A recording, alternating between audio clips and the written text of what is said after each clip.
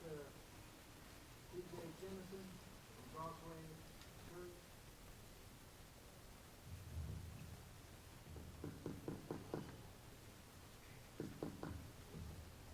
Would you guys pray with me? Father, thank you so much for the men and the women that educate our children. Lord, I'm thankful for this board. I'm thankful for every administrator and every teacher that every single day they get up and they give everything that they have to invest in the next generation. God, I thank you for their sacrifices, the ones we're aware of and the ones that we're not. I'm grateful for the passion they put into what they do, and I'm grateful for every blood, sweat, and tear and every sacrifice. And God, I pray that you would empower them. I pray that you give them wisdom and they would use them in a mighty way. And Father, I pray that everything they need for what they've been called to do, that they would have. And we pray these things in Jesus' name. Amen.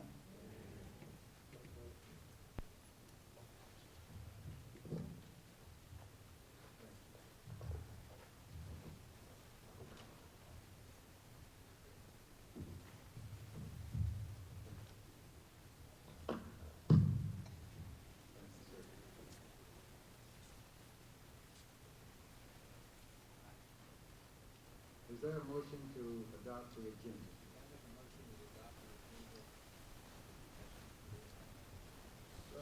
To move and properly second that we approve the agenda. Are there any questions? Are you ready to vote? All in favor say aye.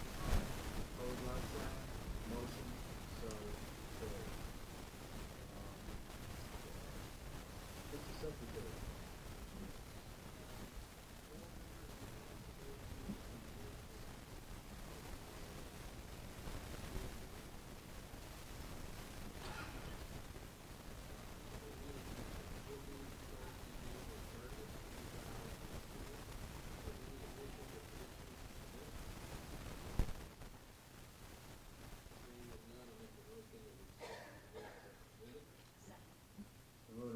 Second, that we approve the minutes. Are there any questions? Are you ready to vote? All in favor say aye. Opposed, like sign. Motion so carried. At this time, we have a new superintendent. No paper, I'm just kidding. The deputy superintendent here, Mr. Campbell. Good evening, everyone.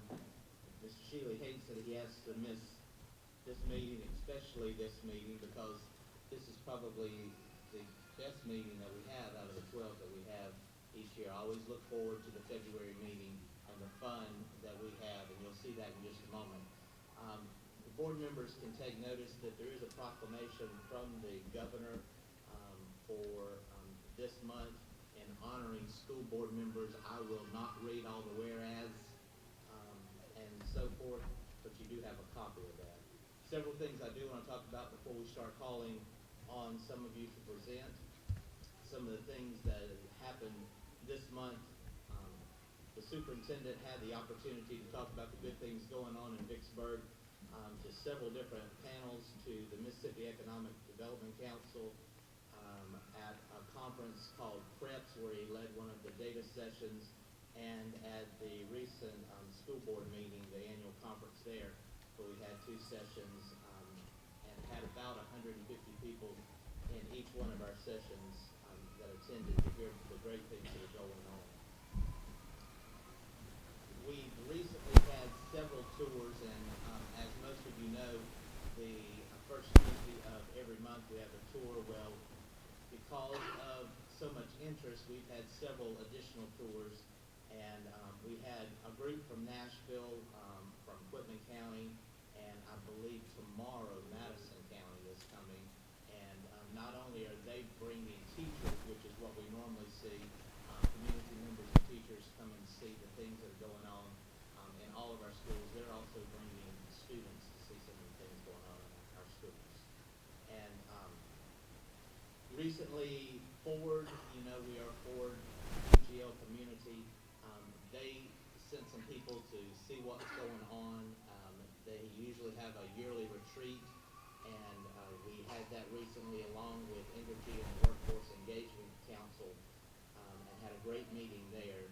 And finally, before we begin our presentations, we have a $40,000 grant that was awarded to us. It's called the MPOPS grant through MDE, and that's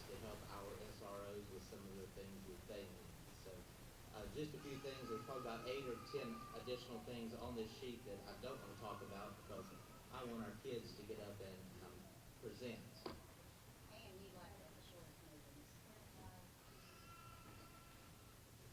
The retired educational personnel of Vicksburg, Warren County is happy to present the 2019 REPM Foundation Teacher Grant in the amount of $500 to the Vicksburg Warren School District teacher, Ms. Vicki Holmes. Thank you. Ms.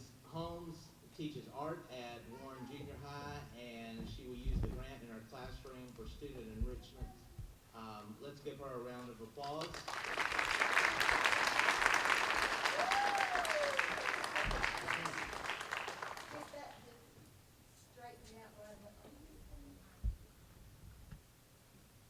Ms. Kavanaugh is here with her. Ms. Kavanaugh is representing. Would you like to say something?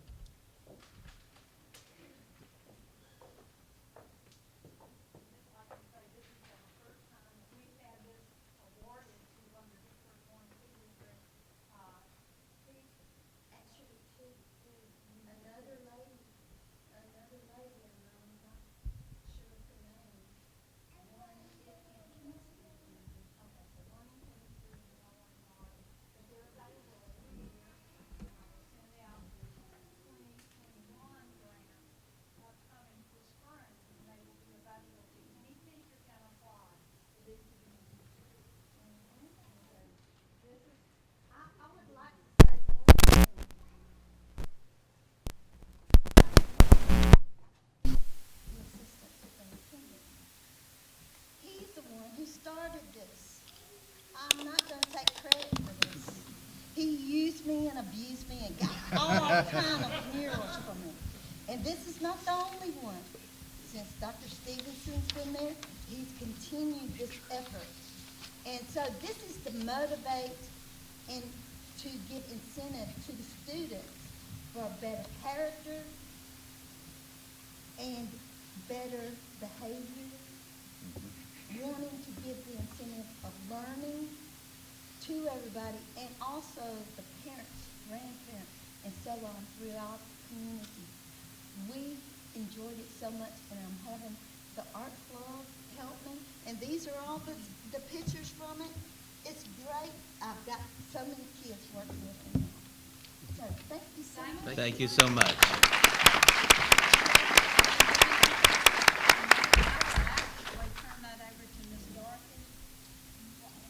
Perfect. For her to take care of this grant money so it can be set up so that you can spend it. Yay. All right. I need supplies. I think we got one more picture opportunity with Coach right there.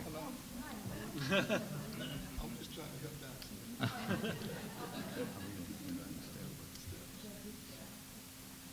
Straight out.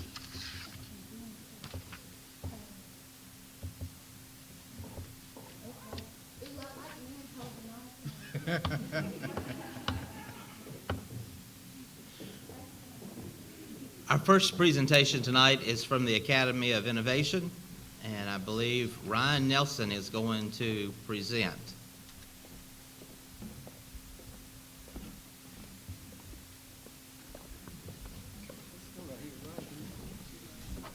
And Mr. Sturgis, I think you're up.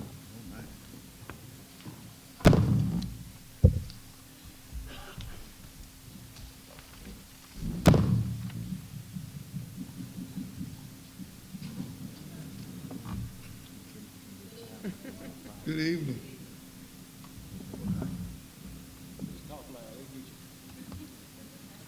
My name is Ryan Nelson.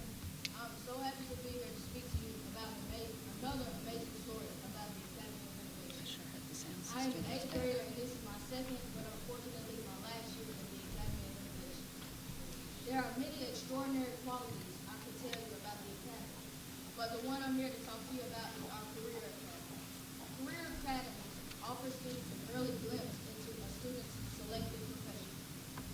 We take classes such as Keystones that provide us with a pathway to determine what careers might be of interest and assist with coordinating a curriculum around an area of interest. You see, AOI, the earlier, a student identified the career path the greater his or her chance of success.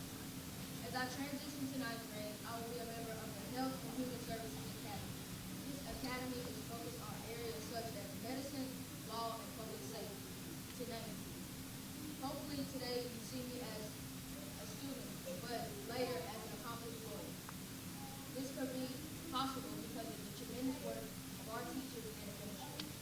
I want to thank Mr. Jim Sturgis and the members of the Vicksburg Warren School Board for the confidence and unyielding support for AOI. I'm thankful you allowed me this time to speak to you about my school and invite you to come visit our amazing experience at AOI.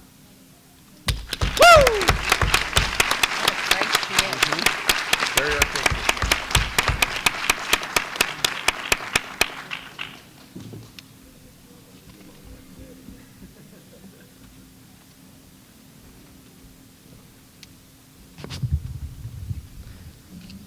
Next, we have Beechwood Elementary School, and Carrie Taylor and Brooke Schuler are going to make a presentation to Miss Sally Bullard.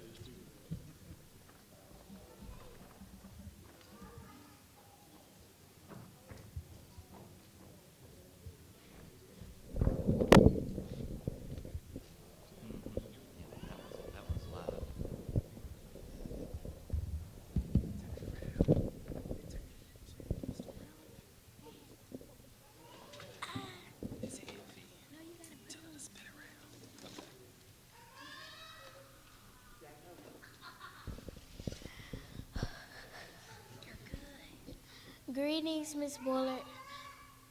My name is Carrie Taylor. I'm from Beechwood Elementary School. I'm in the 2nd grade. Good evening, Miss Bullard. My name is Brooke Schuler, and I am in the 2nd grade.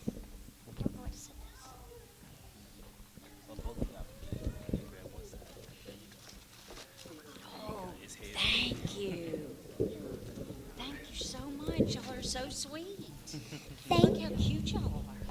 Thank you for caring about our school district and loving us so much. This is a small gift of our thanks and appreciation for all you do. Thank you for what you do, because it's because of what y'all do that we get to do it. Thank you. You're welcome.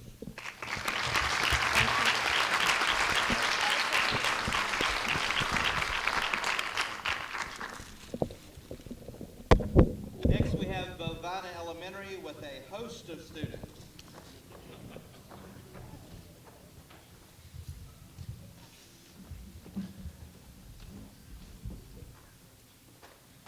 They are honoring Mr. Pratt.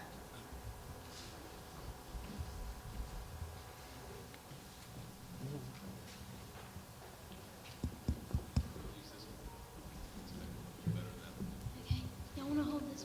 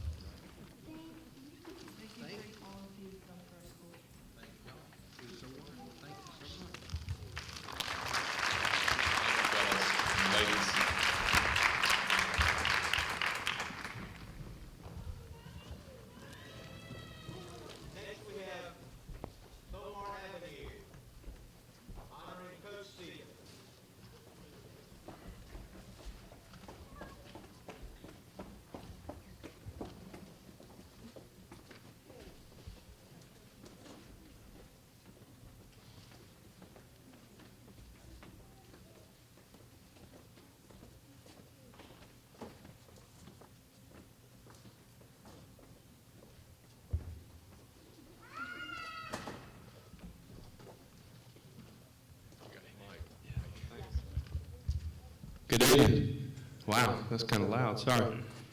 Coach Stevens, you remember about 16 years ago? Long time. That was a long time ago, right?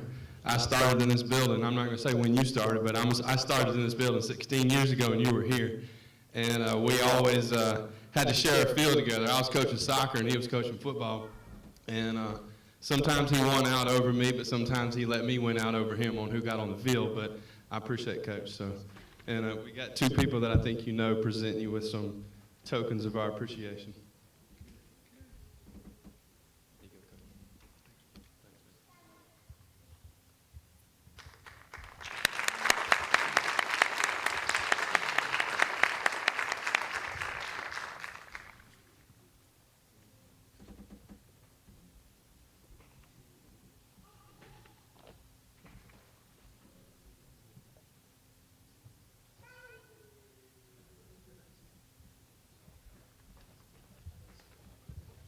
That's Coach Stevens' grandchildren. They had to be a part of this.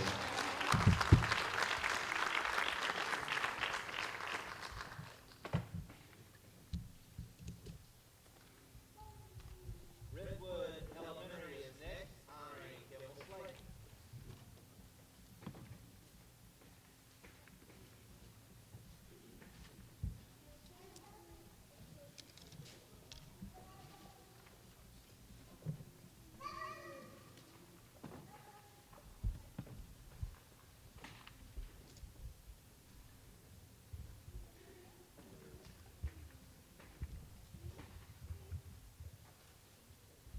My name is Kelly. And I'm Ella Kay. We are so happy to be here today. We are so thankful for our school board. And Kim Stanton, welcome aboard. You may be the new kid on the block. But your friends at Redwood think you rock.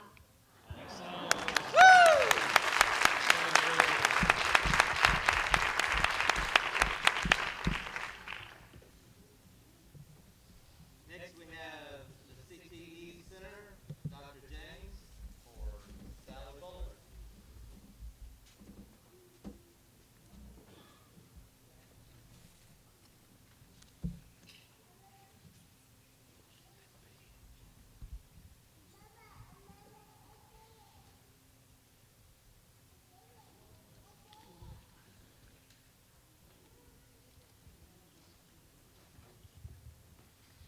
Good evening, Superintendent Shealy, members of the board, friends, and family. My name is Rhodacia Lindsay, and I'm a senior at Vicksburg High. And I also attend the Vicksburg Warren School District Career and Technical Center, where I am enrolled in the Essentials Marketing, and I am the president of our club, Future Business Leaders of America. On behalf of the Vicksburg Warren Career and Technical Center, it is our honor and privilege to present Ms. Sally Buller, District 5 School Board Member, these gifts of appreciation. We appreciate your commitment to our district, and we really do appreciate it. And we admire your dedication to the betterment of education to the school, to our district, the students of our district. Ms. Buller, we know that you are a restaurant owner, so we felt that these gifts were appropriate from the business and culinary program. And also, there is a little something from the welding program as well. We hope that these gifts bring you joy as much as it did as we designed and created them for you. And again, thank you so much for what you've done for the students in our district.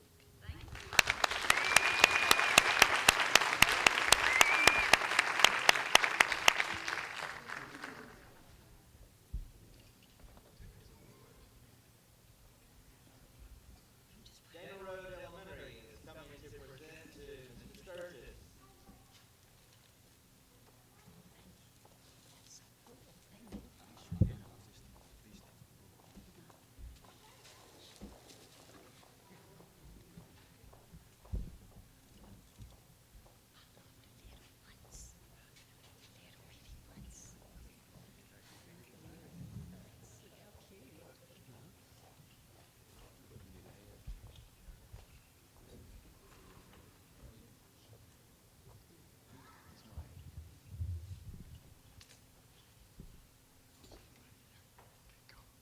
Good evening. My name is Jennifer Clay. My name is Cody Davis. We are here to spread out some cheer from Dinah Road Elementary.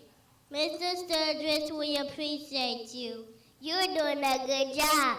You're doing a good job, boy. You're doing a good job, boy. You're doing a good job, boy, because you are the best. B-E-S-T, best. Thank you.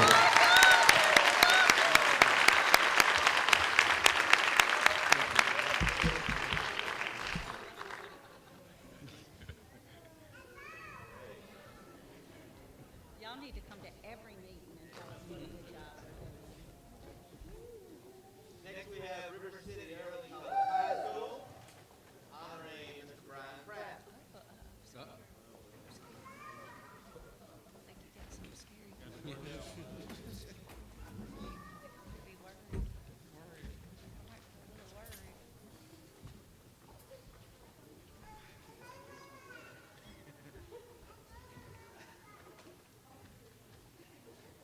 Are you gonna Mary stand Richard? up? Yeah, I don't know. I don't know if I should stand up. There you go.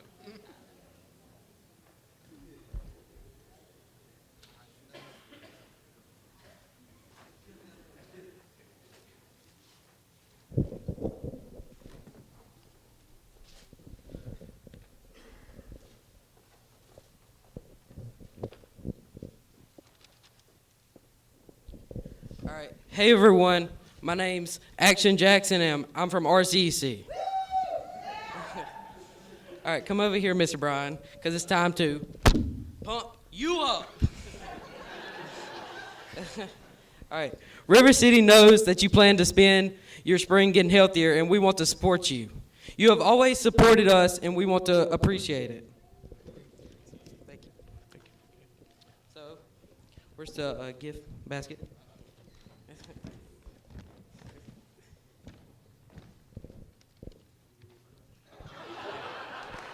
Okay, so we got you some energy vitamins, protein bars. We got you some ibuprofen.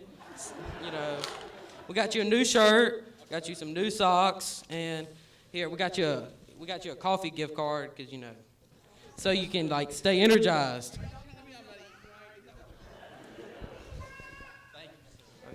Yeah, we got you a tank top. That's something you don't want to see. All right. We want you to enjoy healthy surprises while you work tirelessly for us to have healthy and hearty academic progress. Okay. So we got you something.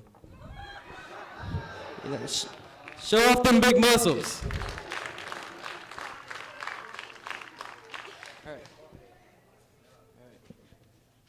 You do the heavy lifting that needs to be done.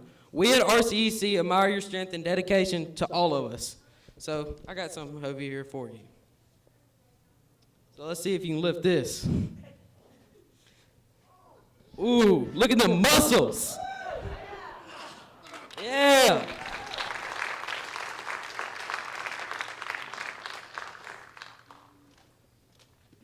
Going directly to Facebook.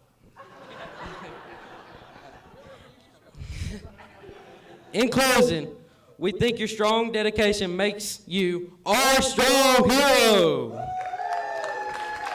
And we have a mask for you. A mask. Where's it at? Yeah, you get a mask.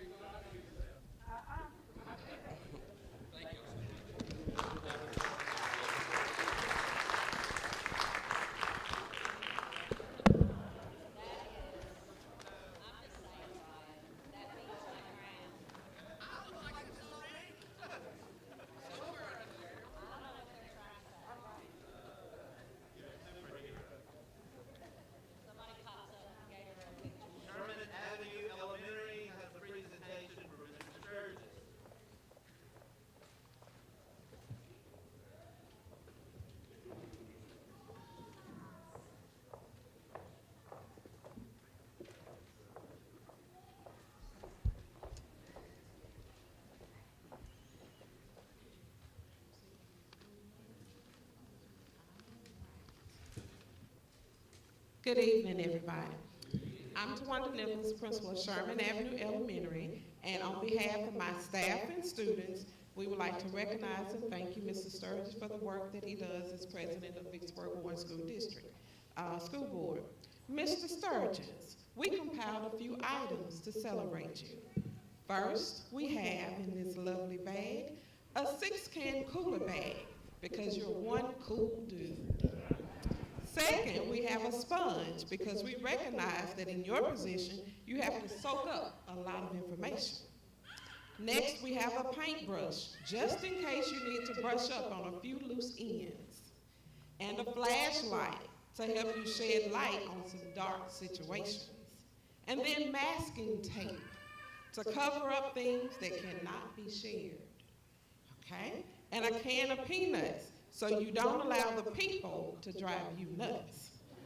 And then some water to help you quench your thirst when or if things seem a little dry.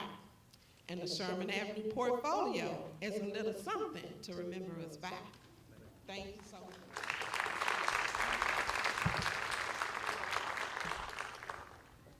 South Park Elementary, presenting to Miss Sally Bullard.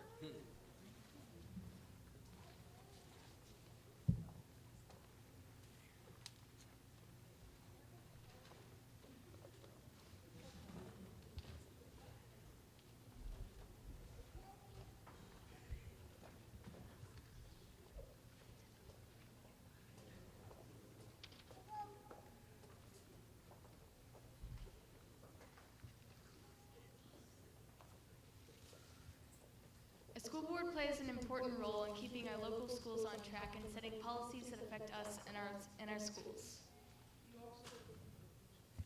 You all set the vision and goals for the school district and hold the district accountable for results. Effective school board members collaborate and contribute their unique talents and work together with other board members. Because one school board member cannot do the job alone. They must work together like Legos. Building a foundation for success.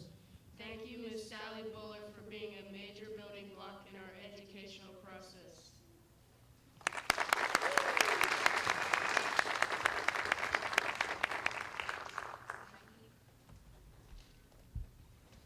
Vicksburg High School to present to the ultimate gator, Stephen.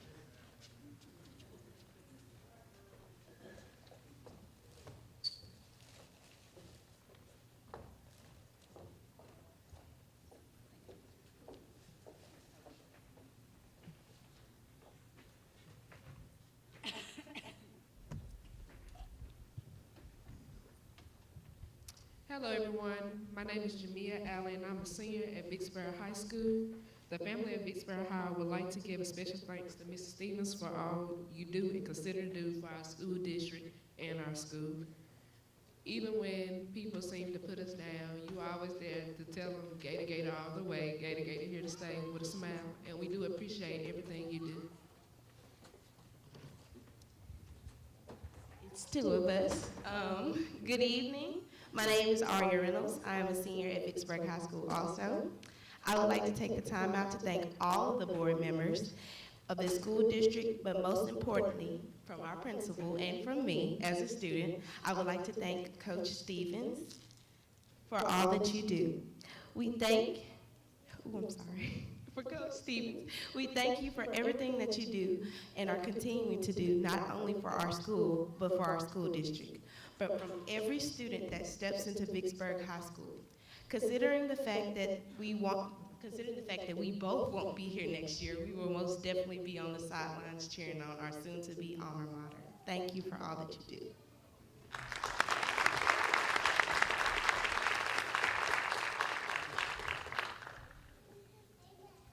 Vicksburg Intermediate, presenting to Mr.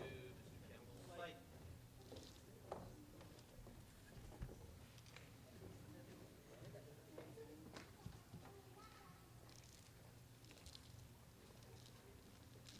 Hey, while they're walking up, tell us about the Three Jackets.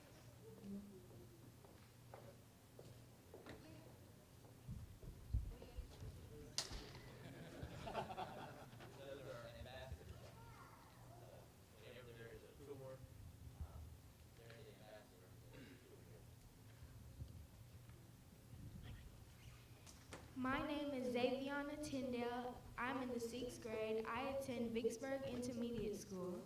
Thank you. Thank you for inspiring us with the sweet treat of innovation. You have boosted our school's creative potential by allowing our teachers to incorporate new ideas, creativity, and learning. Hello, my name is Anaya Stewart. I attend Vicksburg Intermediate, and I'm in 6th grade. Thank you for helping us to develop the leaders within us. As future leaders, you give us energy to fuel our minds. So now we would like to give you these treats to fuel your body.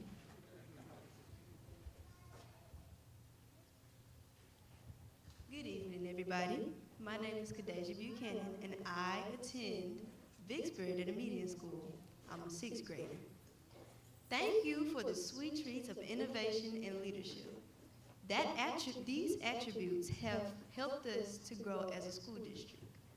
And finally, thank you for an opportunity to be exposed to the greatest educational system on the land.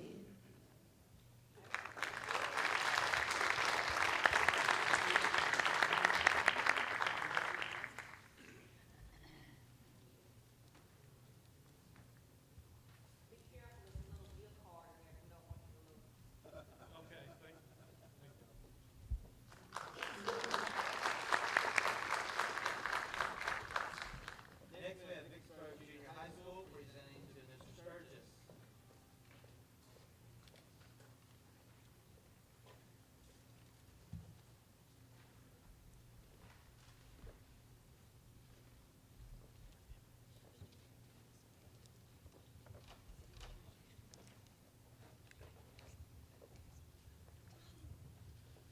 Good evening, Vicksburg Warren School District Board of Trustees, Superintendent Shad Shiley, and distinguished guests.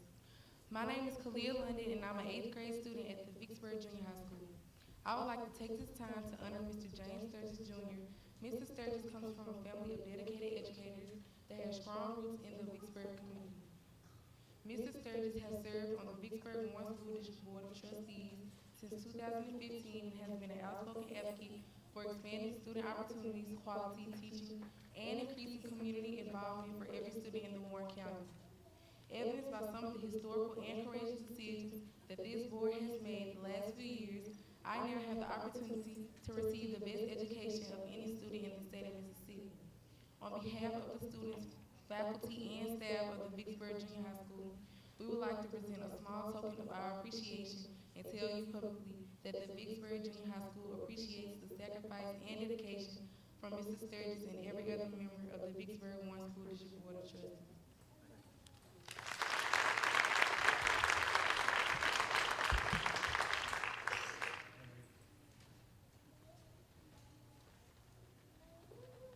Warren Central High School presentation from Mr. Kim Slate.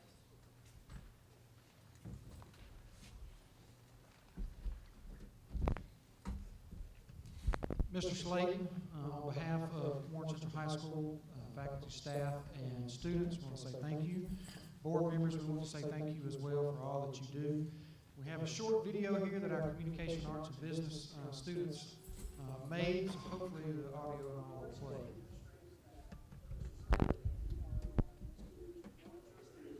Thank you. Thank you. Thank you. Thank you. Thank you. Thank you. Thank you. Thank you. Thank you.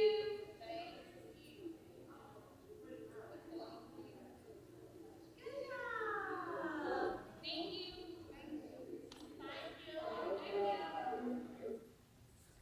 Thank you all.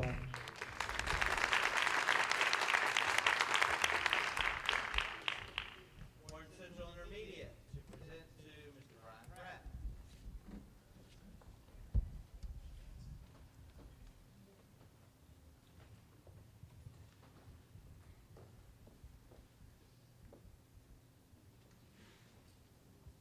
Good evening. I'm Tanya Stewart McGee,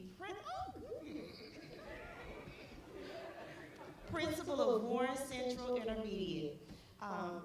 Mr. Pratt, on behalf of Warren Central Intermediate faculty, students, and staff, we do appreciate what you do for our community as well as our schools. So So on behalf of Warren Central Intermediate, we would like to present you with a small token of our appreciation, and we hope you enjoy it. Risky.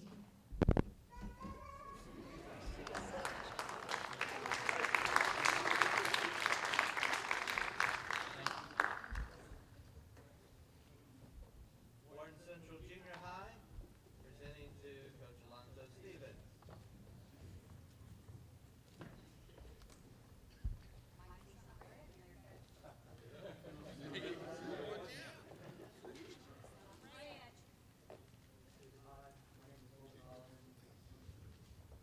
Hi, my name is Colby Solomon. I am from Warren Central Junior High, 8th grade.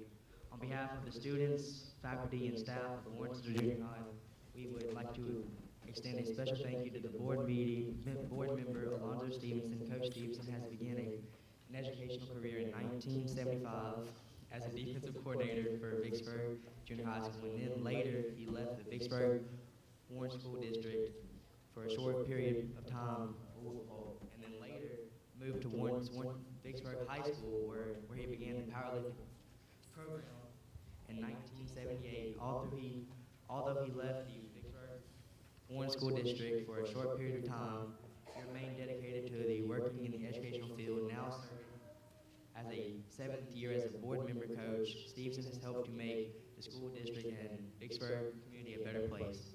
We appreciate all that you have done and continue to do for the students and staff. Thank you.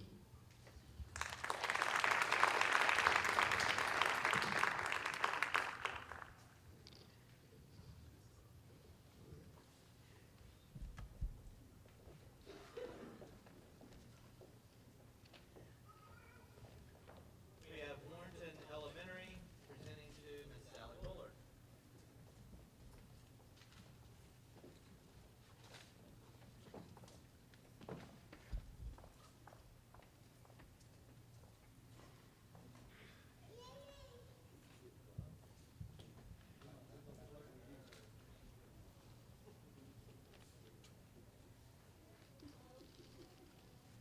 Here is a token of all our appreciation. Thanks for all you do. My name is Ashton.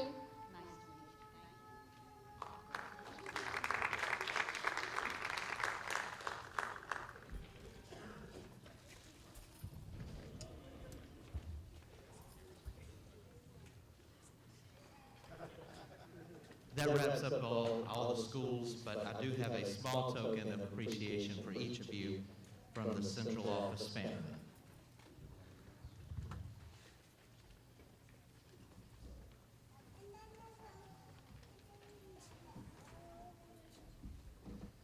That concludes superintendent report. I think that was the best report we've ever had, don't y'all?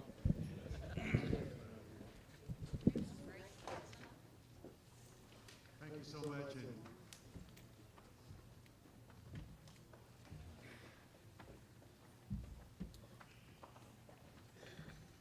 just want everyone to know that we had our attorney holding the mic. I hope he doesn't charge us for that. With that, we'll have the Mr. Bailey. You might need this, Mr. Bailey. I will not be near as entertaining as I promise. You have your construction report in front of you.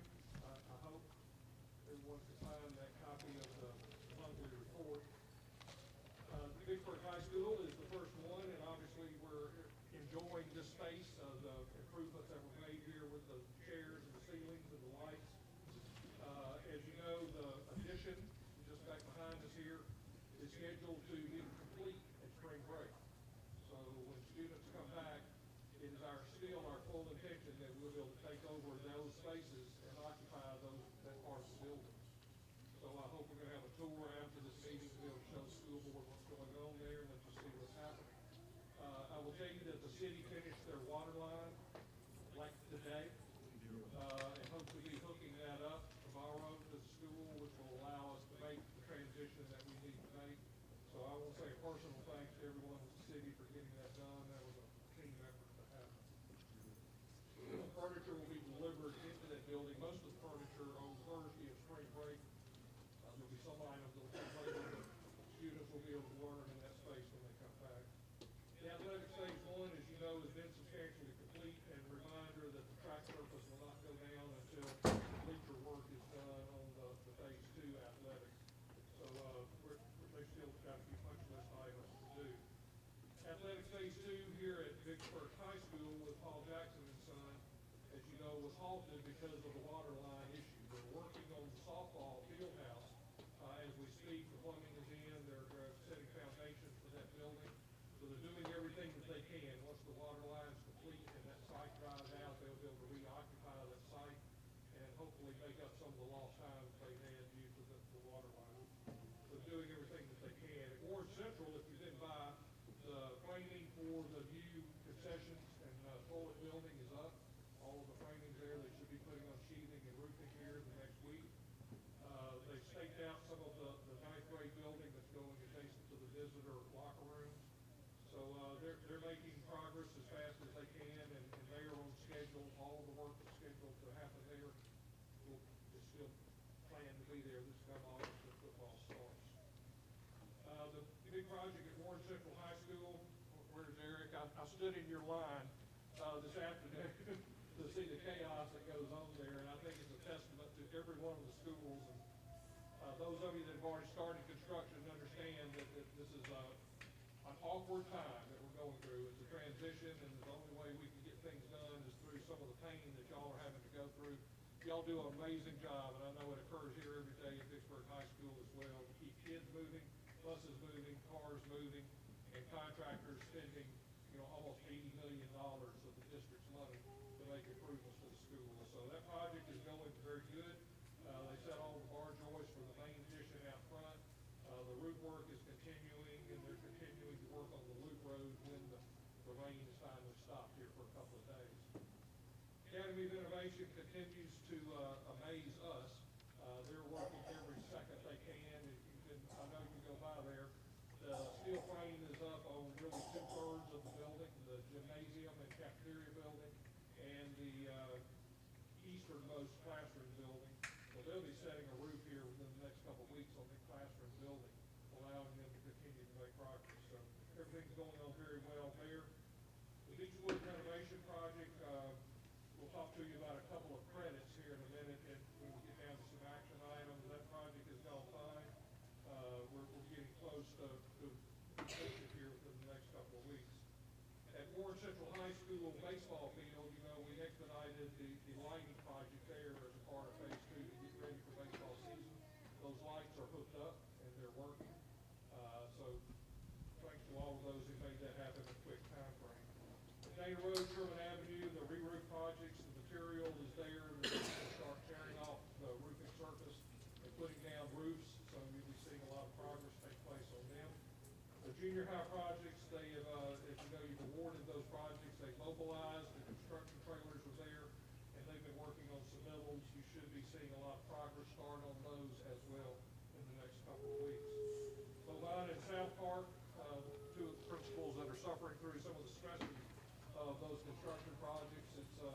It's very hard working in an existing building that's occupied by kids, but everyone's been very patient, and they've done a good bit of work on the South Hall of Bovine and doing some of the site prep at South Park.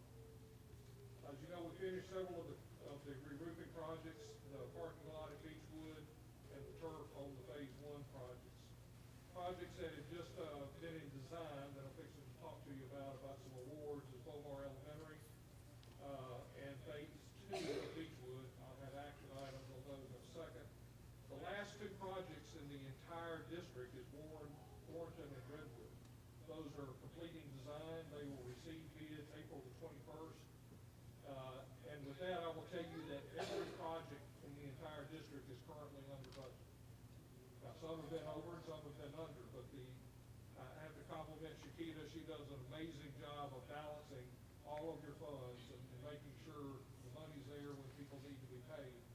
But we're still retaining contingencies in the overall project so that things are going to come up, like a couple of the change orders I think we talked to you about. We're keeping those in abeyance, making sure you got that safety valve of contingencies in your budget and doing what you told the community you were going to do. So budget-wise, you're in good shape. The projects that we're going to recommend awarding is phase 2 of Beechwood. As you'll know, a lot of the work that was going on in Beechwood is involving ceilings and painting and floors. This is completing that work. It was a separate construction project. And I'm going to take each of these one at a time, if that's okay, because they're action items that need to be voted on by you as a board. So we received bids on that project. It came in under budget. The contractor is Live Oak Construction, and with their alternate, your total amount would be $380,102. Explain a little bit about that because I'm fixing to show you a credit in a minute of taking some floor work out of the project that's under construction. We included it in this one so that we have a more consistent flow of work and all the things will look the same at the same time. So that's why some of that money is included in that project. But that's our recommendation to award the low bidder of Live Oak Construction of $380,102. 108,120 is on here. 380,120.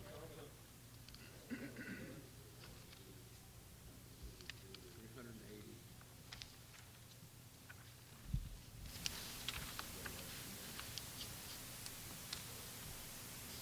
Somebody selected 380,102 is correct. All right, I make a motion that we award Beechwood Phase 2 to Live Oak Construction in the amount of $380,102. It's moved and properly second that we approve Live Oak's bid award to Beechwood Elementary Phase 2. Are there any questions? Are you ready to vote? All in favor say aye. Aye. Opposed, like sign. Motion so carries. The next one is substantially larger and much more complex, and that is Beaumont Elementary School. As we all know, it's a very historic building, and I'll tell you one of the most challenging projects in this entire district is to take care of that old building and do additions that were needed because of the trailers that were there to replace the trailers. We had good competition on that project, and the low bidder is Paul Jackson and Son, which is a contractor that we currently work with currently. They have plenty of people there to do it. The base bid was $4,800,000, and we had a couple of alternates, 2 of which we're rejecting and 1 of which we're awarding, and let me explain that. We took an alternate to do replacement of the front driveway if we had enough money. We do not, so we're going to hold off on that, and later if there's funds at the end of the project, we can come back and look at that, but we're not recommending awarding that alternate. The other was the renovation to the exterior skin of the building, and that work will get done. We're applying to the State Department of Archives and History for a grant to do that work. So we wanted to see what that value was to help with that application. Archives knows that we're applying for that. We will not know until this fall whether we receive that grant.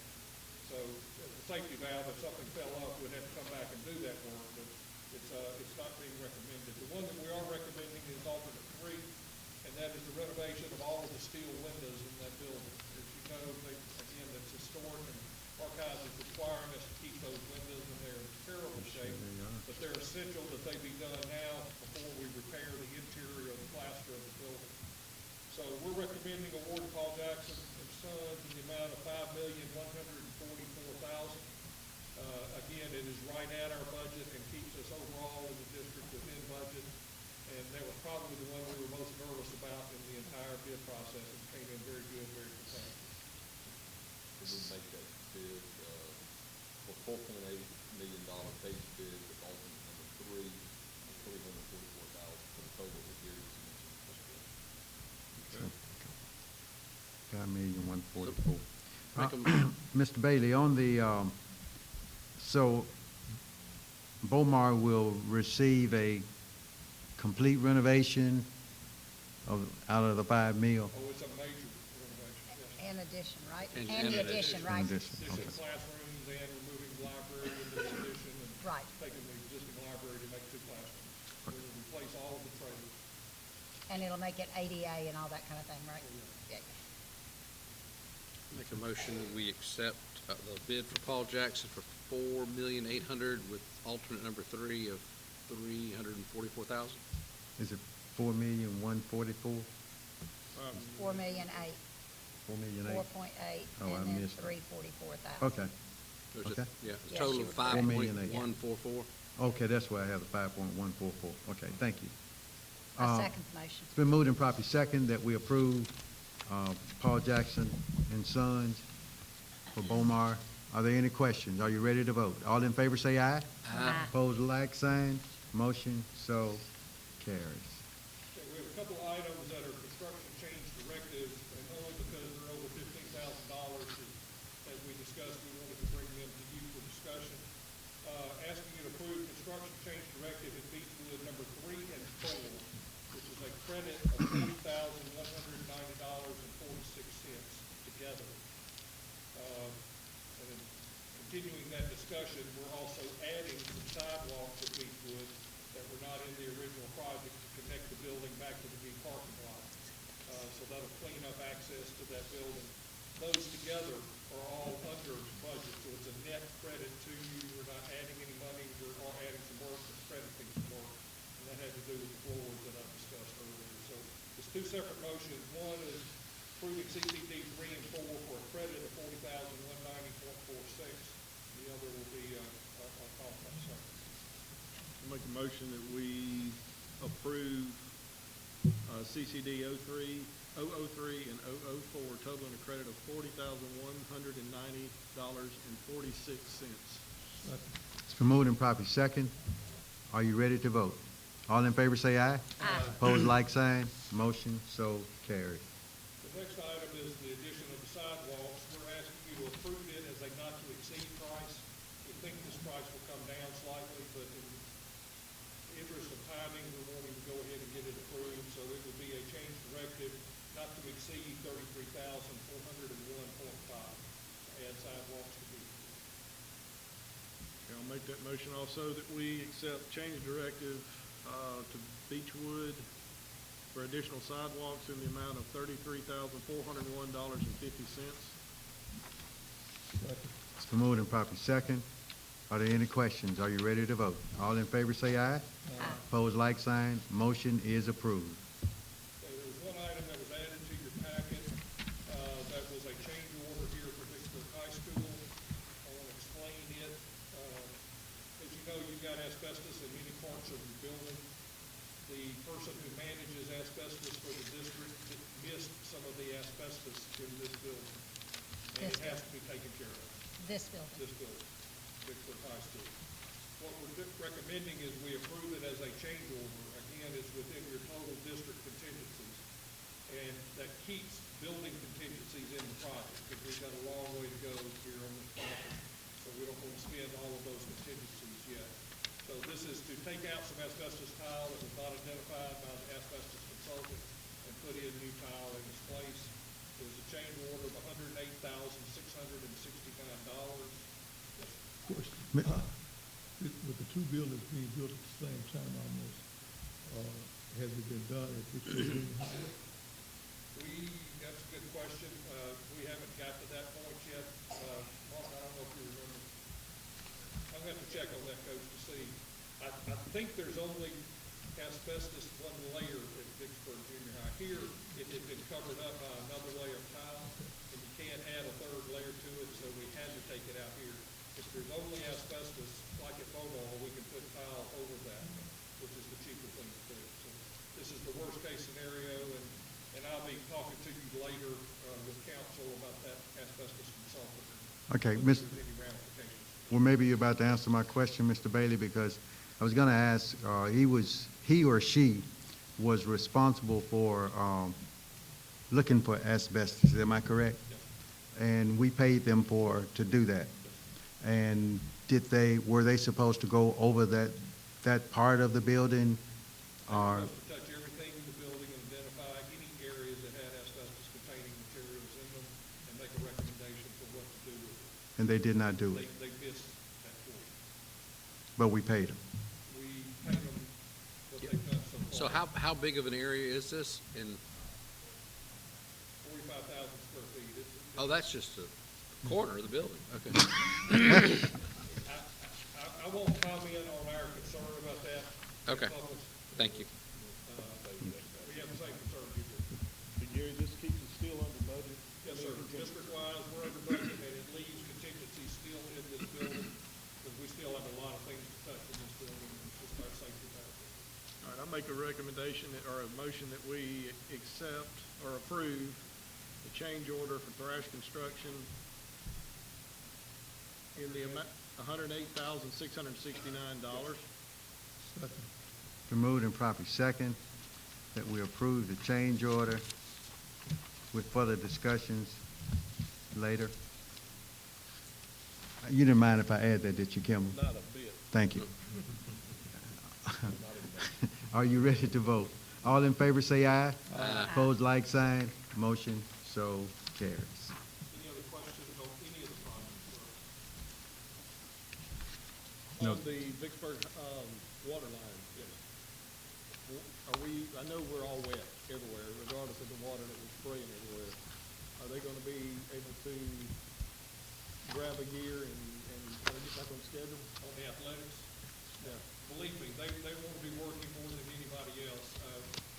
As you know, it's on a hill, so we want to be very careful with it drying out before we get back on there and impact that hill.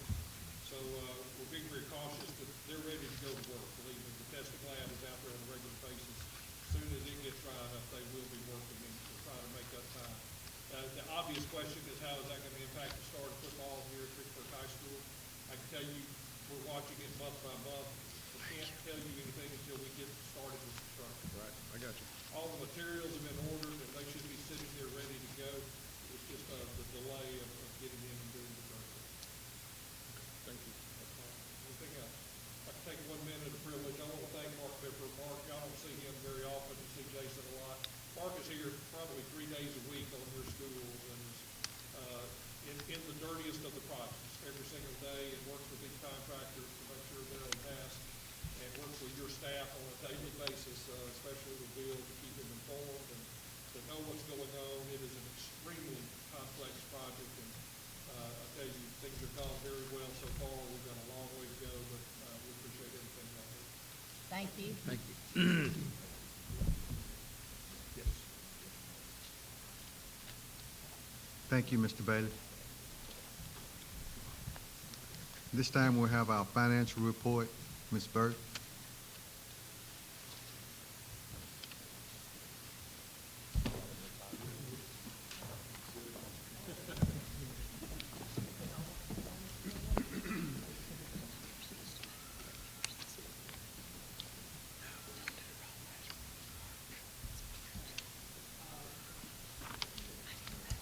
Oh, you need this? Thank you.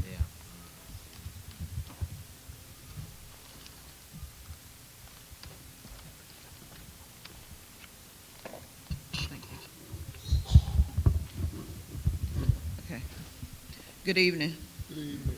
Okay, I'm going to start with our bank reconciliations, simply because there are some things I would like to point out in the manner of full disclosure. I know you guys have been told over and over you can't trust your business manager, so we're going to be a lot transparent going forward, so you won't be told that in the future. Looking at our bank reconciliation for December 31st, we had some bank reconciliation differences, and as we work through those differences, I will be bringing you guys back the financials for those particular months. Whatever months I bring you a bank reconciliation that has a reconciliation difference, when we locate those differences or we figure out from a system standpoint or we make journal entries to correct those differences, I will be bringing those financials back to you so that you'll always have updated financials. The one thing I would like to point out on the bank reconciliation, you notice for 16 section principal, you went from $12,000 to $4 million.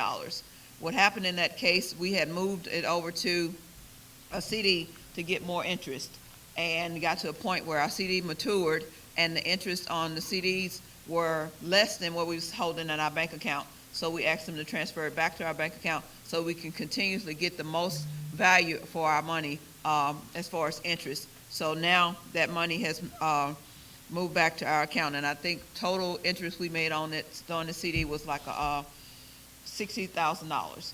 So we're keeping that money in 16 section interest until we build it back up based on the money that you guys allowed us to utilize at the beginning of the year to start front load these projects.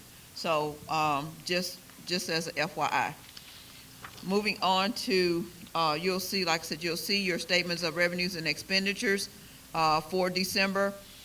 There was some few minor changes on those. What I'll do is once I get to the statement of cash flow, I can point out to you what those changes were, what those differences are.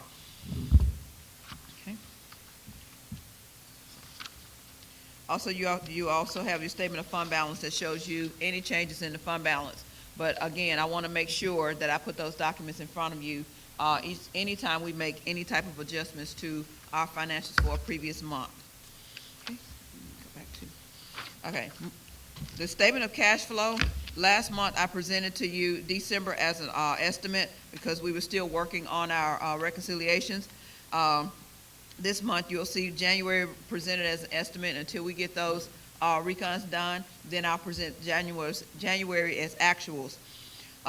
In the changes for December column, you'll see that we went and add for December the changes from what you presented as an estimate for December to what the estimate to what the actual is now. We had some interest amounts that was added to our local line. That was the only change for December.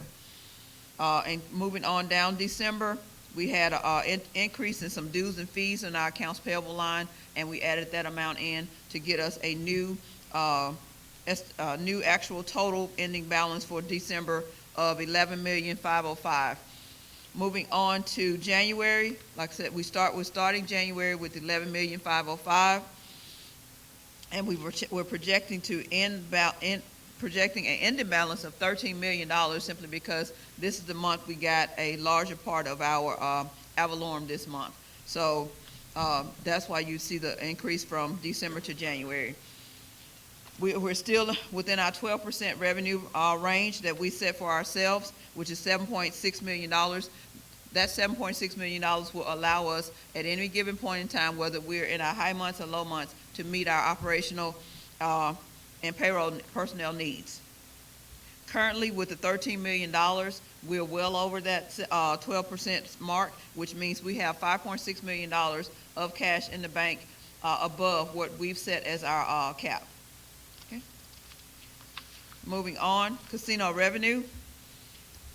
Year to year, you'll see that we've collected $253,000 compared to the $293,000 that we collected year to year from 2020 to 19, and that is mainly because we were a month behind in our collection. I'm happy to report that the city of Vicksburg gave us a check for 2 months this month that's been deposited, so next month we should be back on track with that. MAP.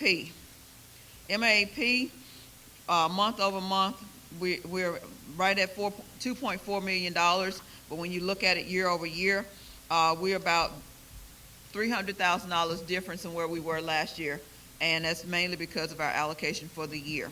So for year to date 2019, we had 16.4 million, and 2020 we're at 16.1 million. Avalorm. For the month of January, we collected $3.885 million. This time last year, we only collected $3.05 million. A lot of that is, again, we did our request before we knew about the Baxter Wilson project. So we're still projecting a shortfall this year of about $1.4 million. So technically it's $2.4 million, but again, the way we budgeted it, we will only have a $1.4 million impact. And I keep that number at the bottom of your spreadsheet, so you'll see as we collect for Avalorm, you'll see how that number is being impacted from month to month. Okay. And again, you'll see there's a red line on your chart that shows you the trending for our assessed value, as well as how we're faring year to year, month to month with our collections.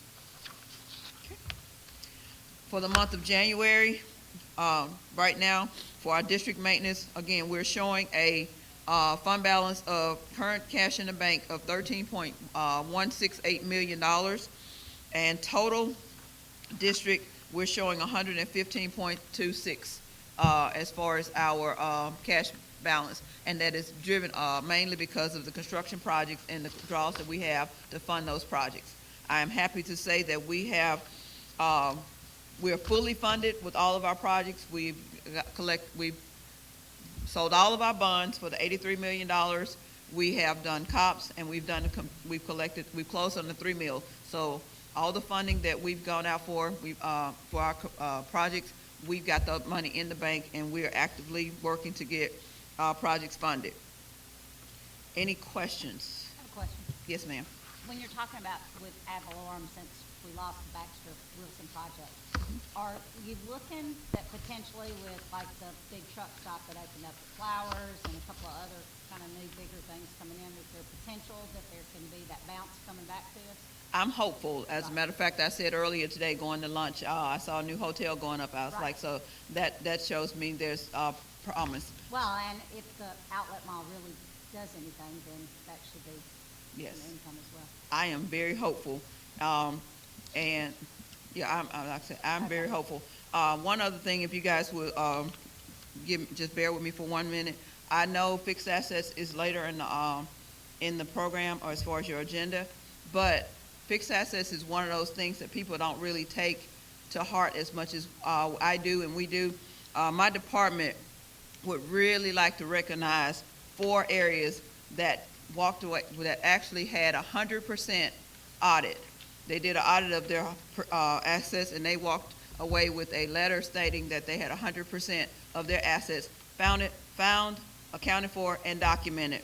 Those 4 departments and locations are Bovana here, okay. South Park, thank you, Dr. Minor. Maintenance Department, thank you, Bill, and Heinz CTE. Thank you, Dr. James. I really appreciate all of their efforts, and I really wanted to give the kudos to them because I know we have a lot going on, and for them to take the time to focus on fixed assets, I wanted them to know how much it means to us. Thank you. I make a motion that we accept the financial report. Second. Moving properly second, that we accept the financial report. Thank you, sir. Put the spitting sign.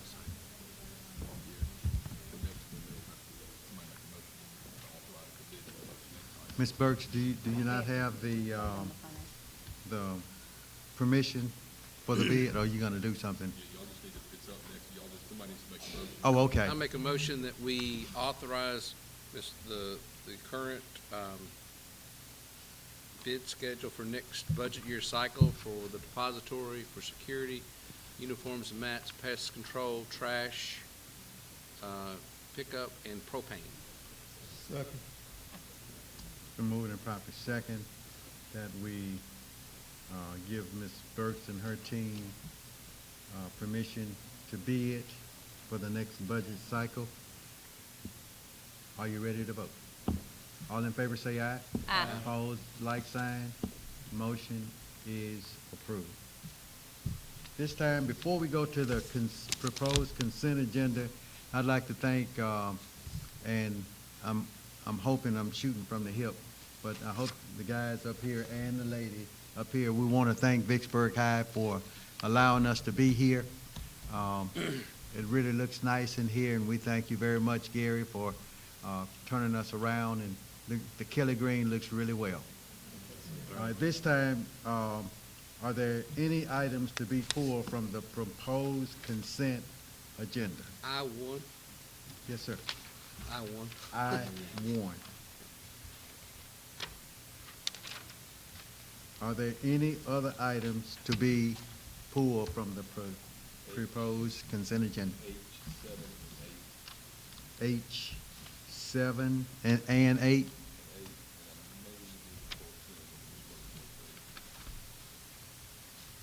So it was just 7 and 8, right? He's checking 10.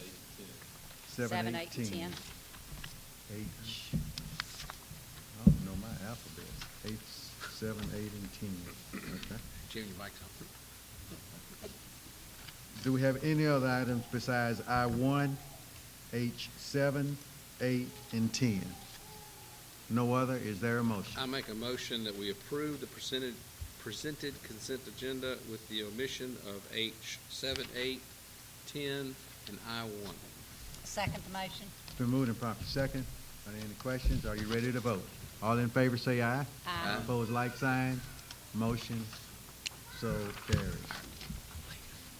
I-1. Then we got to go out. Oh, that's why you H, had. yes, sir. H7, 8, and 10. We're doing H7, 8, and 10. You don't want to do that first? Yeah. You don't have to. This leave is that. I-1 for the, oh, okay. I don't know my Okay, alphabets. I'm Brian. sorry. I'm trying out my new contacts here. I'm trying to read it. Coach, hold on just a second. We got to go. This will be quick. H7 and 8, you can take it up in block in one motion. Yes, sir. You did not have included in your packet the addenda that were included with this. We have a form addenda that we require many of our vendors to execute, but we have received these now. Ms. Pickett got these to me, so I don't know if you got that, but We you did. can make a motion to approve 7 and 8 if you're satisfied with those, with the addenda that they present to the board. You're satisfied, Mr. Attorney? Okay. Is there a motion to approve 7 and 8 with the addendum? 7, 8, and 10? No, 7 and 8. Just 7 and 8. I make a motion that we approve 7 and 8 with Second. the addendum. It's been moved and proper second that we approve H7 and 8 with the addendum. Are you ready to vote? All in favor say aye. Aye. Opposed, like sign. Motion is approved. H10. Right, Mr. President, H10, this is the summer trip, and it's requesting utilization of the buses. And I would just ask the board if they want to approve this, to do so with the additional findings that this is an educational purpose and benefit for the students of the school district. With an entity that we have a partnership with.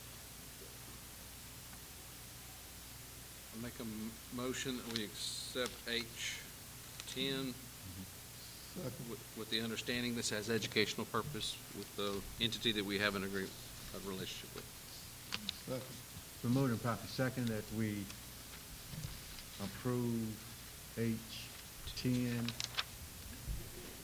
with the necessary wording that Mr. Pratt had just given us. Are you ready to vote? All in favor say aye. Aye. Opposed, like sign. Motion so carries. I1. Now we get to go, Coach.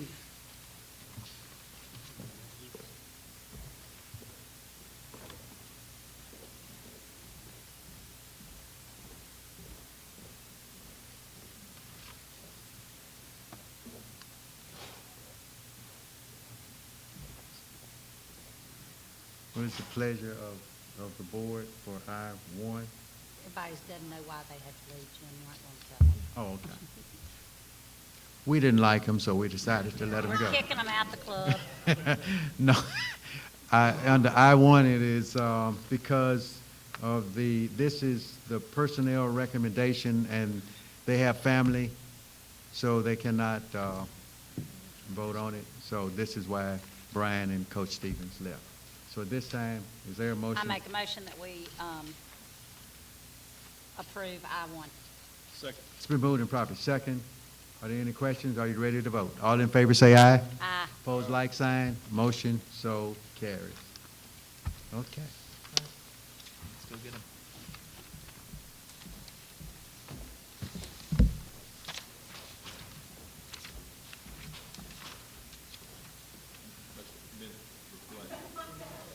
I told you we didn't like it. I know, Brian's snacking. I know, we voted you off the island.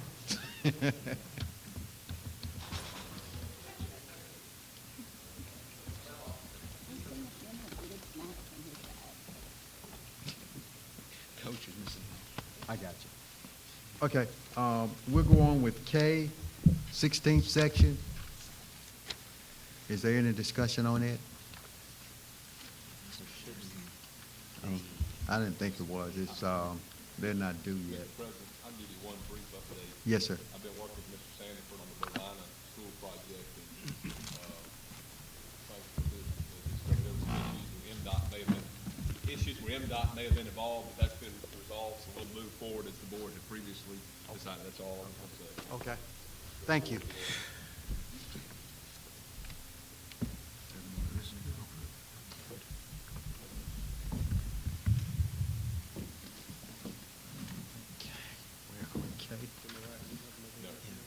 Okay, at this time, Dr. McGee, I think you have your school improvement monthly updates?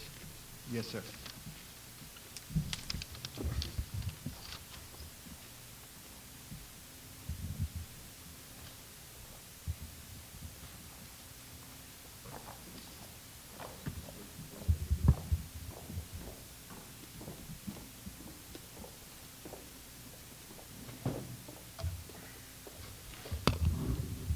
Good evening. My name is Miranda Kincaid, and I am representing under the leadership of Dr. Davis at Vicksburg High School. We wanted to take a look at our data. If it pulls up. You have copies of the data from our benchmark assessments. There's a benchmark assessment, our first overall school goals on the left-hand side. Then you guys see the first benchmark assessment for the second semester.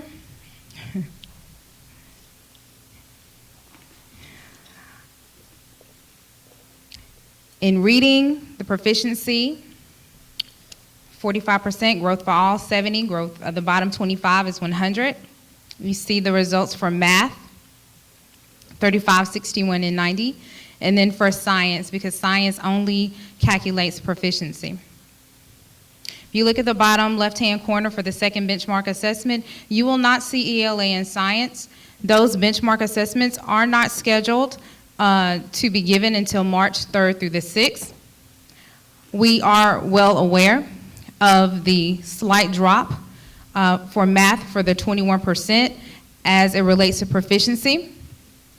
We indicated those students that were struggling, and so what we have done is implemented pull-out program with interventions for those students to ensure that they did not lose any educational background because when we came back, of course, students have brain drain. We did have some technology issues, and we did go back and reteach those students. Each week, those students also have quick checks to make sure that they are back on track as far as proficiency goes. Our growth for all increased to 92%. So we're extremely proud of the success of our students, and also the percentage growth of the bottom 25 increased to 97%. So although we did decrease slightly in the areas of proficiency, we are proud of the increases for our growth for all and our bottom 25.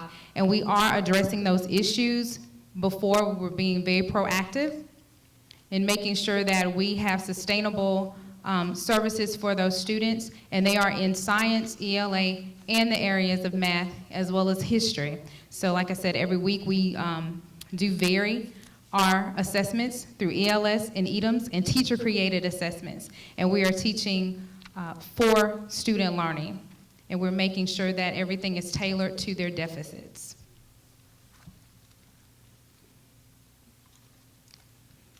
And that's, if there are any questions. All right, well, thank you so much.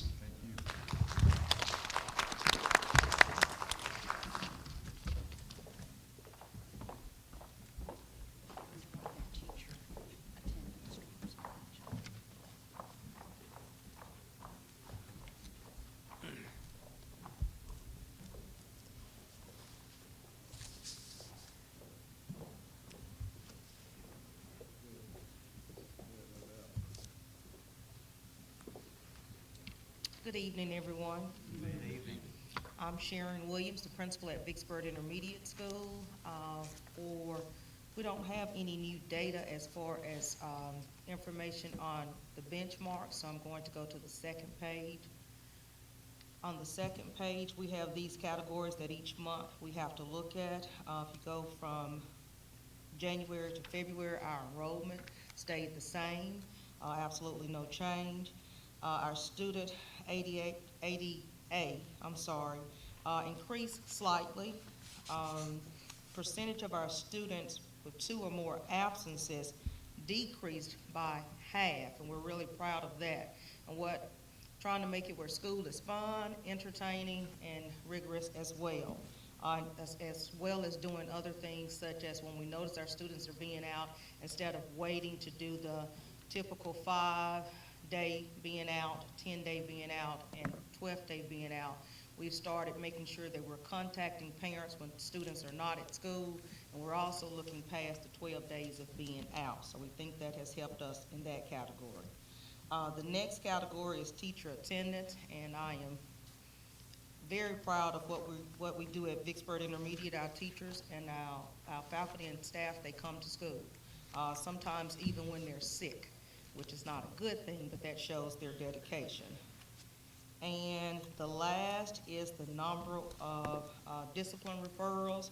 That has gone up slightly. If you look at our total student enrollment, that's about 11%. When you look at it comparing with our number of students that we have, it's not where we want to be. I will say it is better than we have been, and I think that a lot of that has to do with incentives that we have. Our PBIS they can't grow if they're not at school, so we try to do a lot of things. In the month of January, we had our first basketball game versus Warren Central Intermediate based on benchmark. We're about to have one tomorrow if any of you want to come out, and that will be again against Warren Central Intermediate, and it's on our second I-Ready test, our winter diagnostic. And it's just been absolutely wonderful. The kids love it. It's just wonderful. Mr. Green was a great host when we were at Warren Central for that, and Dr. Davis has been wonderful opening her doors to us. Mr. Sturgis and his son comes out and they referee, but it's just doing that, letting kids know if you work hard, you can play hard. And that's what we're committed to doing. And I just want to thank everybody for opening their doors. Again, thank each of you for what you do for us and for Board Appreciation Month. Do you have any questions for me? Thank you.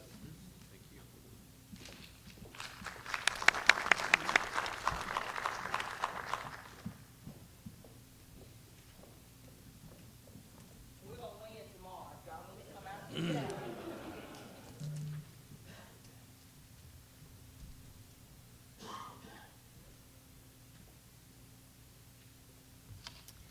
Good evening. I'm Tanya Stewart McGee, principal of Warren Central Intermediate. We do not have any new data to report, so we'll move on to the second sheet. School enrollment, we have lost 4 students, so we're down to 470. Student ADA, 94%. Percentage of students with 2 or more absences for the month, 18%. I have to say our students been sick, so it's been rough for us this month, or last month. Teacher attendance rate, 90%.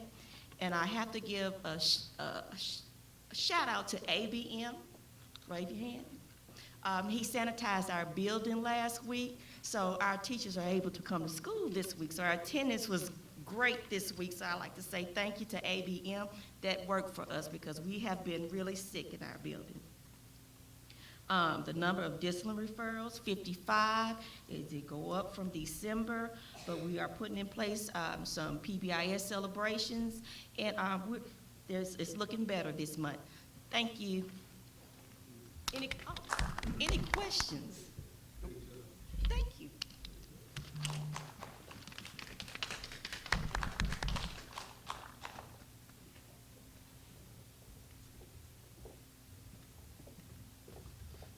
Good evening. I'm Charles Stevenson, principal of Warren Central Junior High.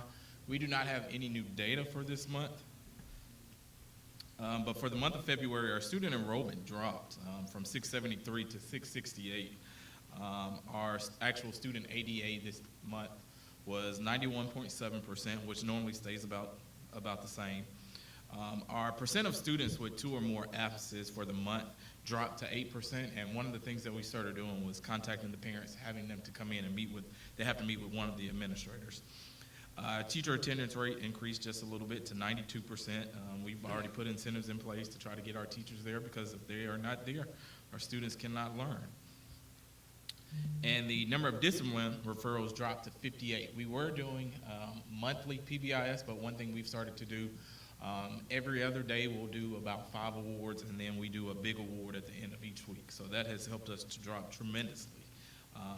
And as far as funds, we have not used any more funds this month, but we've put in something for consultants for the upcoming months.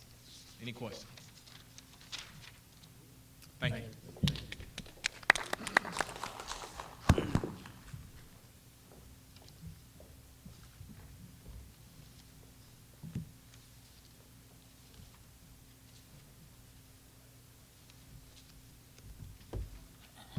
All righty, we do have some new benchmark results on the 5x5 we tested a couple of weeks ago. And you see our reading scores from second benchmark. We only tested a few kids before Christmas, and so only a handful of those were on. Now the majority of our kids have at least taken the first benchmark. You see we have improved there, and we're on pretty good track to meet our goals that we set the first of the year. All of those are over halfway points, so we're pretty excited about those results. Math, this is kind of a mashing of results from 8th graders who took the algebra test with our 9th graders who are testing this year. And you see there, we still have a little ways to go. Science as well as our current 9th graders. So those math results won't actually be calculated into this year's accountability model. So those will be banked this year, but they are still very important to us. Looking at our numbers, the only thing that really kind of stands out there, everything else is pretty much in line. You see there we are down about 28 students from first semester to second, and I don't want that to be too alarmed. For about the last 3 years, we have had between 10 and 20 students each year that have graduated at Christmas time. And it's the same this year. Of course, then as well, when kids transfer, a lot of families wait until semester break to transfer. And so even though that's, over 25 students, it's been pretty normal for us the last several years to have about that many leave us at Christmas time. Other than that, everything else is pretty much the same. Any questions? No, sir. Thank y'all.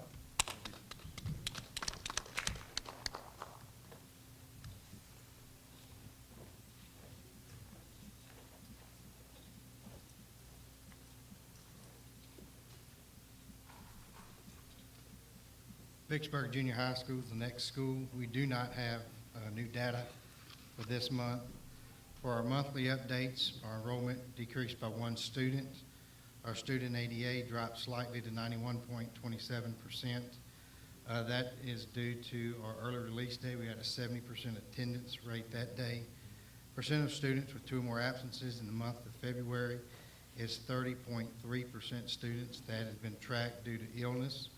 Our teacher attendance rate is 2 numbers, 88.8%. And these includes all of our absences for teachers that are out on medical leave and extended absences for resignations. And then the ones that we actually have, otherwise, those teachers are attending at 94.4%. Number of discipline referrals is up to 115. The majority of those are what we call a minor discipline tracking form, where they do classroom managed behavior. When they get 4, it's documented in the system with a parent conference, trying to get the parents on board. So we saw an uptick of that throughout the month of February so far. I was asked to address our subgroups. We have 4 subgroups that are identified for Vicksburg Junior High School. The first one is our students with an IEP. These are our special education students. These students receive an extra 60 minutes every other day, and we divide that with direct instruction for their content level work in ELA and math, and then also we also do their deficit skills every other day, working through our iReady program, working to meet their academic goals that's set through their IEP. The other three subgroups that we have includes all of our students, literally. It's African American students, Caucasian students, and students that are labeled at risk. The plan that we put in place at the beginning of the year, and then there's some additions that we saw after the semester. We have added 2,700 additional instructional minutes per year, which averages out to be 300 extra instructional minutes weekly. These specific minutes are designed to focus on standards and skills that are monitored based on the current week's instruction, and then also at the semester break with our second benchmark, the progression of each student's benchmark data, where we actually monitored students that stayed the same, monitored students that improved, and really focused on students that regressed from the first benchmark to the second benchmark. That 300 minutes is found on a Friday. We call them Focus Fridays, where that's devoted completely to reteaching, remediation, enrichment, or retesting. Teachers track the students' academic progress through formative assessments that are recorded in a data file. Teachers also have performed data analysis of the quarterly benchmark, identifying students that have regressed and students that did not meet their growth goals from the very beginning of the year. These students receive specific spiral remediation. They're going back, pulling their power standards that they haven't met on the first and or second benchmark, and receiving extra instruction on Fridays with this. Vicksburg Junior High School will also conduct a 10-day boot camp with the assistance of Bailey consultants targeting our lower performing students, our bottom 25, and then also our 3B students that are getting ready to meet the level 4 proficiency level. And that would be the first or the last 3 weeks of April that's hitting into our state testing calendar. Any questions? Thank you.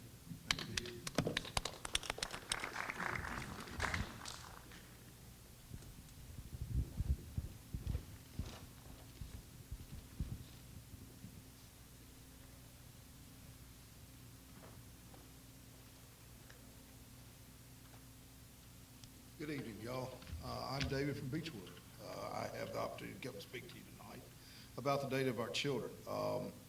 If you will look at the first benchmark represents children in fall, on the fall benchmark, which is in September, in comparison to what they scored on the previous year's map assessment, excuse me. You see where the numbers are on that in comparison to the second benchmark, which was in December. We have numbers that keep going up. We have students in the bottom 25% that are not in the ATSI subcategory of students with disabilities. As we go through all the data combing that we do, we identify more and more students that are in the tier 3 category. These are not students with disabilities, but these are students that are being recognized and put through DMET, which will ultimately end up in the ATSI category. You have to tell me what ATSI. Approaching targeted school intervention. Am I correct, Dr. McGee? Approaching targeted school intervention? Additional, okay, excuse me. We are in that for students with disabilities, Ms. Bullock. With our subgroup, if you want to say the bottom 25, we're looking around 65 kids in ELA and about 67 in math, with that bottom 25% out of 640 children out of 283 that are tested, 3rd through 6th. And with students with disabilities, if you count just the children with SLDs, you're looking in between 60 and 70 for ELA and math. Same numbers almost. And you have the largest number of Yes, children ma'am. with disabilities. As far as I know, yes, ma'am, I do. If we include MAP alternate assessment, you're talking about anywhere from, well, I know 12 right now that are going to be alternately assessed. And with us being able, with us having the opportunity, what we did this year, and I guess I should back up and start at the start, we didn't go through the tier system where if a child ended, you have 3 tiers. Tier 1, which is whole classroom instruction. That happens to every child every day. Tier 2 is where a child receives additional instruction on instructional level. At our school, we use computer program. We use already a whole lot for that. We're already doing it as part of Tier 1, but we use it Tier 2 as well. At our school, Tier 3 is not with a computer, it's with a person. We make sure that we have that integral element where that child is working with a person on their functional level, which there's a big divide sometimes with our children between what they're functioning at and where they need to be on grade level. But you can see we're making steady growth in everything. Science seems to be the best loved in 5th grade. If we did comparisons, you have a lot of growth also if you use the bottom 25% for ELA with science. So I don't know why science is so much easier, because it's reading from information. But they tend to love it. We have an exceptional teacher, so that's a good thing. I shouldn't say I don't know. I know exactly why. Our teacher spawns that love right there. If you look on the next page, you will be able to see links to our instructional school plan. That's what we're doing. Every school in the district created an instructional school plan in September of the year. We have accountability partners that are part of the curriculum team and part of principals in the district. Tiffany Klein from the curriculum team and Dr. LaToya Minor are my accountability partners. Dr. Germany, in her wisdom and the district's wisdom, took that instructional school plan and turned it into an instructional checklist. That checklist was used to gauge the effectiveness of the strategies. Are they working? Are they not working? What's lagging? What's not lagging? And that was done in December, January, where we had a meeting with Dr. McGee, Mr. Campbell, and Mr. Shealy, and our instructional accountability partners, meaning Ms. Klein and Ms. Dr. Minor in my case, where we saw what was working, what wasn't working, we made adjustments. It was like an opportunity to fine-tune your plan, which is a great thing. It was a wonderful thing that the district did. So you see that there. You also see underneath it the checklist where you can see where the adjustments needed to be made. We're in line to reach our proficiency in ELA. We're only like 12 points from it. That was in December. Math is a little farther behind. We're like 22 in math. But, you know, that's not our hard part. Our hard part is bringing those that have an IEP, a disability, from functional level to instructional level. How many kids? Yes, ma'am. How many kids is this? How many kids is this on? On the ATSI, around 65 for ELA, and around 68, 69, depending on alternate assessment for math. 70 kids, you could just say, is a round number, and that would include all the children. When speaking with the State Department, we've talked about MAP A is not going to be included in that ATSI designation, but last year we had 2 students that were. So we need to hedge our bets and make sure we're covering all bases. But, you know, that's the game you have to play.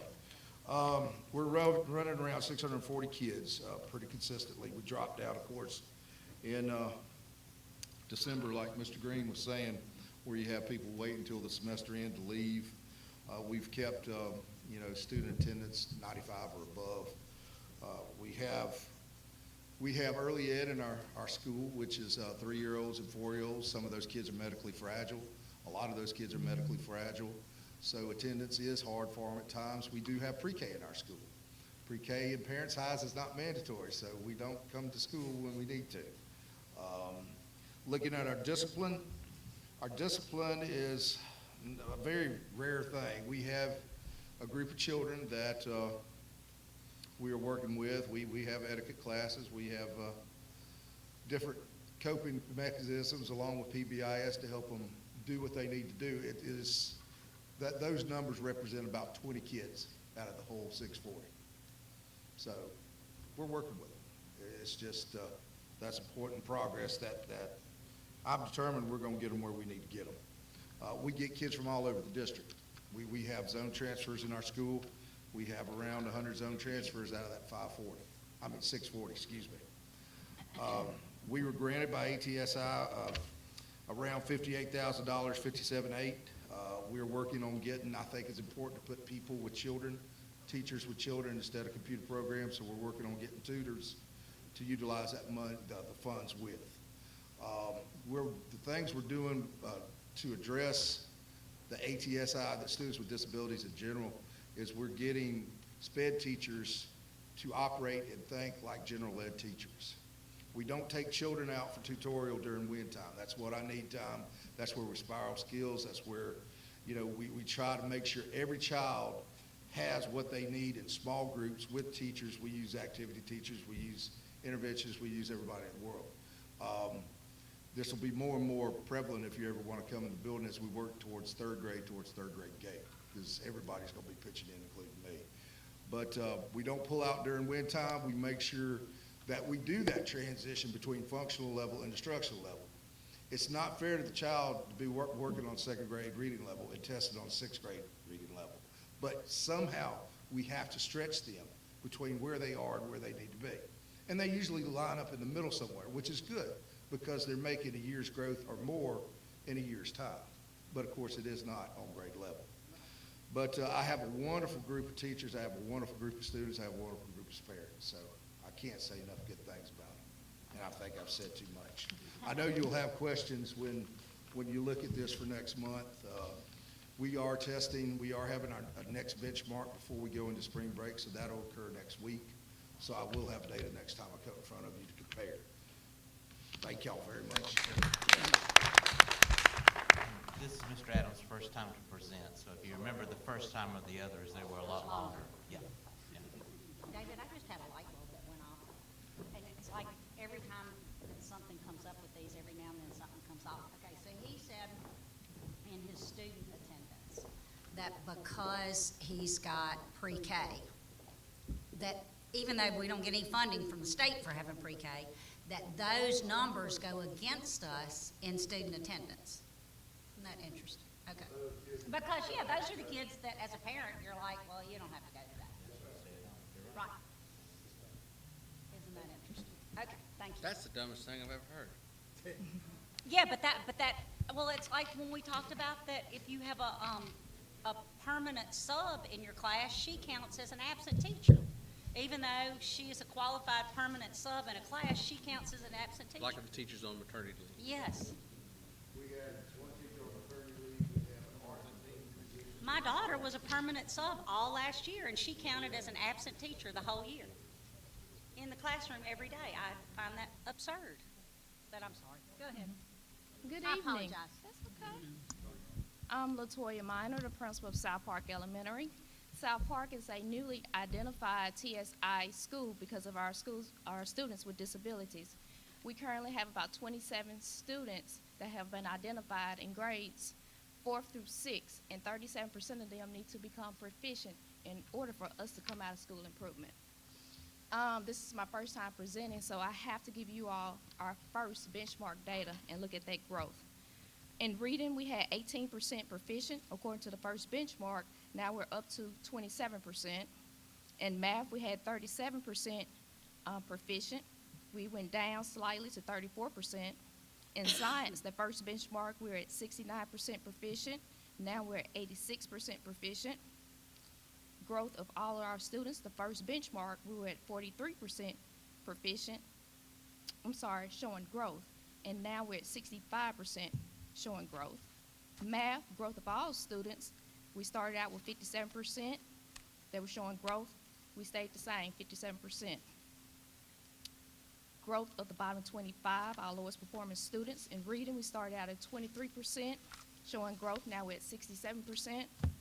In math, we started out at 72%, slight decrease, went down to 70%. Enrollment. In January, we had 385 students. Our ADA was at 94%. Again, big shout out to ABM. They came in. I also had the flu last week, and it went around our schools. And our several teachers were out. Thank you for coming out to sanitize South Park, and they came out again during the weekend. Percent of students with 2 or more absences for the month, 17. Our chronic students with absenteeism was 17. Our teacher attendance rate due to the flu, 94%, and the number of discipline referrals were only 4 in January. Again, the reason why South Park has been identified as TSI because we have 27 students. In order for us to lose that label. 37% of them must become proficient.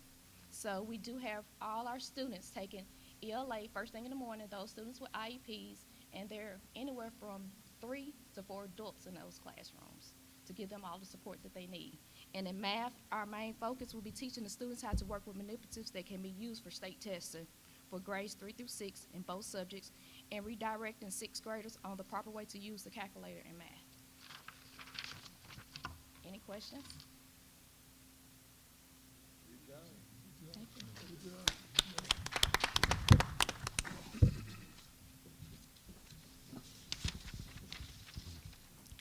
Thank you. Thank you all. Before we go to executive session, we would like to give our condolences to Miss Annie Reynolds with the passing of her father, Mr. Sterling Ivory. And the funeral will be Saturday at Pleasant Valley Church at 2 p.m. Okay. Do we have any other business? Mr. President, I would like to take this opportunity for all the principals that are here and educators. Thank you. My town hall meeting this month was Lieutenant Walter Beeman, and he has a program that's I Can Make a Difference. He was a long-time police officer in the city of Vicksburg, and he has a mentoring program that is outstanding. So if any of the principals that are interested on him, just to get in touch with him, and his name of his program, I Can, and he would love to come out and mentor any way that he can to help our kids. So that's Lieutenant Walter Beeman, I Can. If you need any more information, please contact me and I can get you in contact with him. Thank you.